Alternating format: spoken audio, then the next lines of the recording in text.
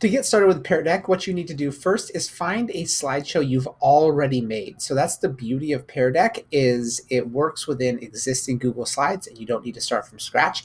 And it will actually have very minimal impact on your master Google slide.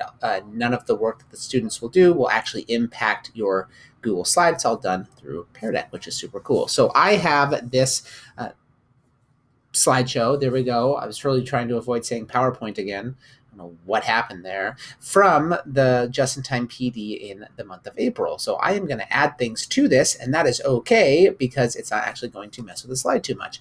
So your task here is, if you have already downloaded the Pear Deck add-on, is to come up here, find this, and you should see Open Pear Deck add-on. If you're into trouble, please reach out to us and we can absolutely help you. But once you do that, you'll see this little drop down or sidebar open up over here. And these are your different options to add things into Pear Deck. So what I recommend is you go through and you add one of each of these things to its own slide. You don't really want to add more than one Pear Deck interactive feature to individual slides. But once you do that, you'll see this little gray menu pop up down here. I go to the next slide and I'm just going to add this. Really, your goal here is to mess with all of these things and learn the tool.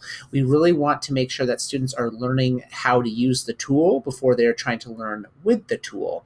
So your goal here is just to make a Pear Deck activity that gives your students a chance to go through and mess with all the tools, make some goofy questions, kind of do whatever, but also gives you a chance to dig into the Pear Deck tool itself and learn that before you try to go and teach with it. So once you have added some things in here, it's going to be time to give this to your students. So what you're going to want to do is come up over here again to Start Lesson. You'll see this window pop up. You have the option between student paced and instructor paced. Student paced means students can click through at their own pace. You'll see that in the next video. Instructor paced means you control them. Again, I will show you what that looks like. In this case, we're just going to select student paced. You'll see this open up in a new window here. If it asks you to sign in, just sign in with your Google account. You'll click got it, and then it gives you some options on how you want to give this to your students. By far the easiest way is simply to copy this, go to Google Classroom, paste that into your Google Classroom. Kids can click on that and they're good to go. You also have the option to create it, to pop it into your Google Classroom here as an assignment or whatever you would like.